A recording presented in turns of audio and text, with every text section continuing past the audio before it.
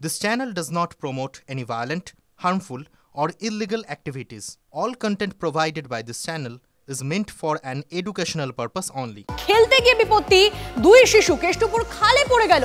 New টাউনের চণ্ডীবেড়িয়ায় উত্তেজনা, স্থানীয়দের তৎপরতায় উদ্ধার করা সম্ভব হয়েছে এক শিশু, কিন্তু আর এক শিশু সে কোথায় এখন অবধি কি জানা যাচ্ছে? রঞ্জিত আমাদের প্রতিনিধি আমাদের সঙ্গে রয়েছে সরাসরি। রঞ্জিত, দেখো এখনো পর্যন্ত দুই শিশুকেই উদ্ধার করা গেছে এবং দুই শিশুরই অবস্থা আশঙ্কাজনক, এমনটাই কিন্তু স্থানীয় সূত্র এবং পুলিশ সূত্র মারফত জানতে পেরেছি।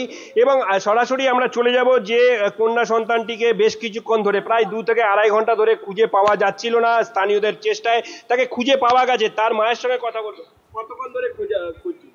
তাও 1 ঘন্টা 1.5 ঘন্টা হয়ে গিয়েছে খুঁজছিল, তারপর পাওয়া গেছে। হ্যাঁ, তারপরে পাওয়া গিয়েছে, 12টার সময় পেয়েছে। কি অবস্থা?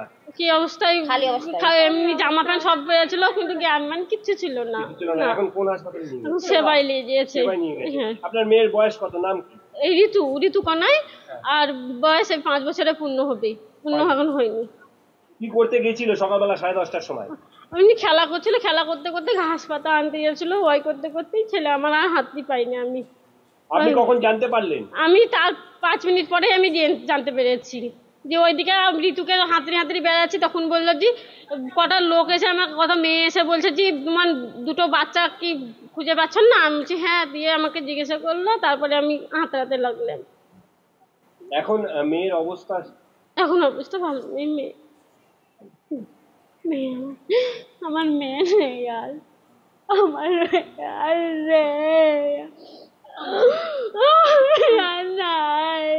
একদমই। দেখো তন্নিষ্ঠা, সেই শিশু কন্যার মা কিন্তু আর্তনাদ করছেন এবং তার মেয়ের অবস্থা কিন্তু এখনো পর্যন্ত আশঙ্কাজনক বলে জানা যাচ্ছে। এবং স্থানীয়দের ভিড় দেখো, পাড়া প্রতিবেশীরা তারাও এসছেন, তারাও দেখছেন যে এইভাবে যে শিশু কন্যা এবং একটা ছেলে তারা দুজনে কিন্তু খেলছিলেন। কিভাবে জানতে পারা যায় কারা দেখেছিল যে শিশু দুটি পড়ে গেছে? হঠাৎ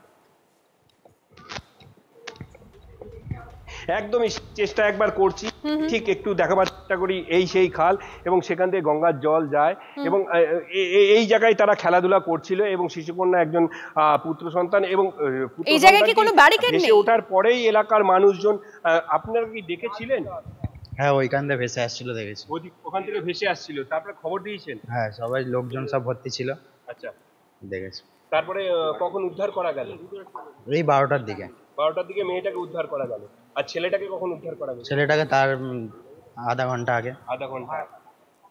একদমই তন্নিষ্ঠা, দেখো এইখানেই কিন্তু তারা খেলাধুলা করছিল এবং এই তোমাকে একটু দেখাবার চেষ্টা করি। এইখানে স্নান করে, খেলাধুলা করে এবং পাতা ফাতা তারা নিয়ে খেলাধুলা করে এবং সেই সময় কিন্তু খেলতে খেলতেই পড়ে যায় এবং একজন তলিয়ে যাওয়ার পরে, অর্থাৎ পুত্র পরে কিন্তু সন্ধান পাচ্ছিলেন না। এবং তুমি যখন ছবি দেখাচ্ছ, যেটা দেখা যাচ্ছে পুরোটাই একদম ওপেন রয়েছে, অর্থাৎ কোনো রকম কোনো ব্যারিকেড সেখানে করা নেই এবং সেই জন্যই হয়তো অসাবধানতাবশত সেই দুটি বাচ্চা শিশু তারা পড়ে যায়। যদিও দুজনকে এখন অবধি উদ্ধার করা গেছে বলে জানা যাচ্ছে, দুজনের অবস্থাই আশঙ্কাজনক। মন্তেশ্বরে তৃণমূলের বিজয় সম্মেলনীতে গড় হাজির এলাকার বিধায়ক সিদ্দিকুল্লাহ চৌধুরী। মঞ্চে হাজির কুণাল ঘোষ, মন্ত্রী স্বপন দেবনাথ, জেলা সভাপতি রবীন্দ্রনাথ চট্টোপাধ্যায়, নেই বিধায়ক সিদ্দিকুল্লাহ। বিজয় সম্মেলনীতে নামও উচ্চারণ করা হলো না বিধায়কের। বিধায়ক দেশের বাইরে আছেন বলে সাফাই জেলা সভাপতির। মুখে কুলুপ সিদ্দিকুল্লাহর অনুগামীদের। বিষয়টি দল দেখছে, মন্তব্য কুণালের। নিজেদের এলাকাতেই বারবার বিক্ষোভের মুখে পড়েছিলেন সিদ্দিকুল্লাহ, তাই কি বিজয় সম্মেলনী এড়িয়ে গেলেন গ্রন্থাগার মন্ত্রী? বলার জন্য যে একটা জায়গা ওনার রাখতে হবে, যে উনি তো মানুষ ওনাকে নিয়ে এসছেন এখানে মন্তেশ্বরে, তা ওনার তো তার মধ্যে একটা মানুষকে দিতে হবে কিছু, তা সেইটুকুনি মানুষ পায়নি ওনার কাছে। ওই জন্য ক্ষোভে দুঃখে মানুষ আজকে ব্লাস্ট হয়ে গেছে। বাইরে আছেন, ভারতবর্ষের বাইরে, ওগুলো সব দলের নেতৃত্ব দেখবেন। আমাদের কাজ হচ্ছে এই যে সাধারণ মানুষ বা সর্বস্তরের মানুষের স্বতঃস্ফূর্ত অংশগ্রহণ। আস্থাটা তো মমতা বন্দ্যোপাধ্যায়ের প্রতি, সেটা মানুষের আস্থাটা পুরো মমতা বন্দ্যোপাধ্যায়ের উপর, তো সেটা অটুট আছে, সেটা অটুট থাকবে, বাকিটা দলের নেতৃত্ব দেখছে। 26-এর ভোটের আগে তৃণমূলের কোন্দল চরমে, এবার বিজয় সম্মেলনী নিয়েও কাজিয়া। পূর্ব মেদিনীপুরের রামনগরে অখিলগিরি বনাম উত্তম বাড়ি 11 থেকে 17 অক্টোবর জেলা জুড়ে তৃণমূলের বিজয় সম্মেলনী। কর্মসূচির দিন ঘোষণা হতেই পাল্টা কর্মসূচি ঘোষণা। রামনগরের 2টি ব্লকের জন্য বিজয় সম্মেলনী।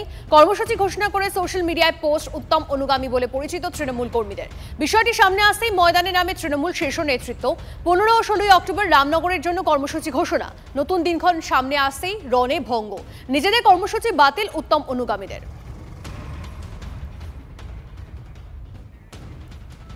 কে কিভাবে করছে আমরা জানি না, আমরাও খবর পেয়েছি, আমরাও নজর রাখছি। নজর শুধু রাখা নয়, আমরা রাজ্য স্তরে আমাদের নেতৃত্ব, আমাদের অখিলবাবু, আমাদের যুব আইকন সুপ্রকাশবাবুকে আমরা জানিয়েছি এবং আমরা রাজ্য স্তরেও জানিয়েছি এই সমস্ত ঘটনা। আমি মনে করি যে দলের মধ্যে বিশৃঙ্খলা যারা তৈরি করছে তাদেরকে দল থেকে বহিষ্কার করা দরকার আছে। আমরা সেই মর্মে আমরা আমাদের রাজ্য স্তরের নেতৃত্বকে আমরা জানিয়েছি। তো এবারে দল থেকে নির্দেশ যে দলীয় ব্যানারে কোনো বিজয় সম্মেলন করা যাবে না, দল তার কবে কবে ঠিক করবে। তো আমরা সেই জন্য আগামীকাল এই বিজয় সম্মেলন বন্ধ রাখছি। কবে হবে সেটা আমরা পরবর্তীতে জানাবো। সারা বাংলা জুড়ে দাদাগিরি করা তোলাবাজদের ক্ষমতা দখলের লড়াই শুরু হয়েছে। সেই ক্ষমতা দখলের লড়াইয়ের প্রত্যক্ষ স্বরূপ রামনগরেও মানুষ প্রত্যক্ষ করছেন।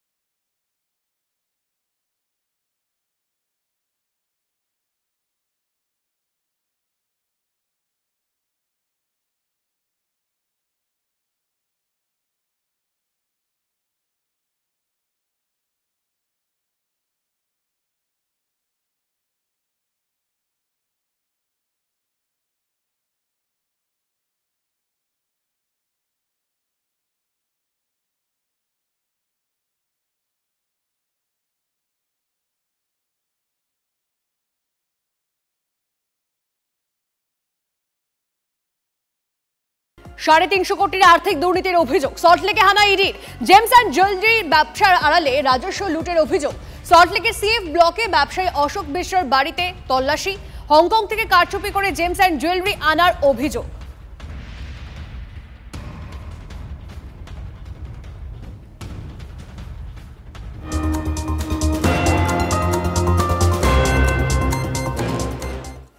উপাচার্য নিয়োগ নিয়ে ফের রাজ্য রাজ্যপাল সংঘাতের জেরে এখনই স্থায়ী উপাচার্য পাচ্ছেন না 2 বিশ্ববিদ্যালয়। 8 জনের মধ্যে 2 উপাচার্য নিয়ে আপত্তি রাজ্যপালের।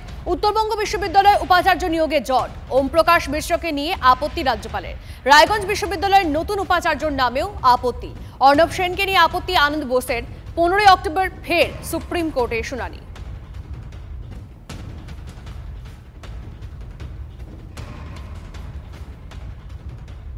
এদিকে এত দুর্যোগ, তার মধ্যেও ধূপগুড়িতে ত্রাণ নিয়ে রাজনীতি।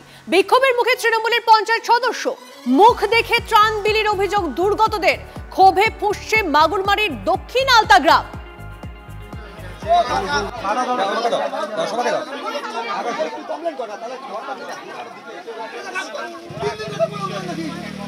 আমাদের প্রতিনিধি রনি আমাদের সঙ্গে রয়েছে, সরাসরি রনির সঙ্গে কথা বলি। রনি, এত দুর্যোগ, ত্রাণ কোথা থেকে আসবে তার ঠিক নেই, কিন্তু সেই ত্রাণ নিয়েও রাজনীতি। মুখ দেখে নাকি ত্রাণ দেওয়া হচ্ছে।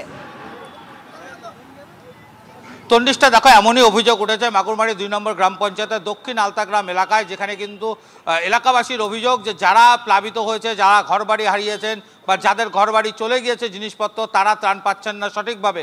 শুধুমাত্র লোক দেখে শাসক দলের কর্মী সমর্থকদের ত্রাণ দেওয়া হচ্ছে, এমনটা কিন্তু অভিযোগ তোলা হয়েছে এই এলাকার বাসিন্দাদের তরফে। তাই আজ যখন সেখানে ত্রাণ দিতে পৌঁছান তৃণমূল পঞ্চায়েত, তখন তাকে ঘিরে তুমুল বিক্ষোভ শুরু করেন এলাকাবাসী। রীতিমতো বচসা শুরু হয়ে যায় উভয় পক্ষের মধ্যে। অনেকেই যারা ত্রাণ দিয়েছিলেন বা ত্রাণ নিয়েছিলেন, যাদেরকে দেওয়া হয়েছিল, তারা ওই 2 কেজি চাল আর একটি পলিথিন সেটাও ফেরত দিয়ে দেন সেই তৃণমূল নেতাকে। এরপর সেখান থেকে চলে যান এবং গোটা এলাকায় কিন্তু এখন হাহাকার। তারপরেও ত্রাণ নিয়ে যেভাবে রাজনীতি করার অভিযোগ উঠছে তা সত্যি লজ্জার এবং রীতিমতো ক্ষোভে পুষছে গোটা গ্রাম। তন্নিষ্ঠা, বেশ নজর রাখো রনি, আপাতত ধন্যবাদ। প্রবল জলোচ্ছ্বাসে ভেসে গিয়েছে জলদাপাড়ার হলং নদীর ওপর কাঠের সেতু। নদীর উপর দিয়ে দড়ি ধরে চলছে ঝুঁকির পারাপার। কোমর জল পেরিয়ে ওপারে পৌঁছে গেল TV9 বাংলা। ওপারে মাদারিহাট সরকারি টুরিস্ট লজ, সরকারি অফিস, বনকর্মীদের কোয়ার্টার্স কাদা জলের মধ্যে।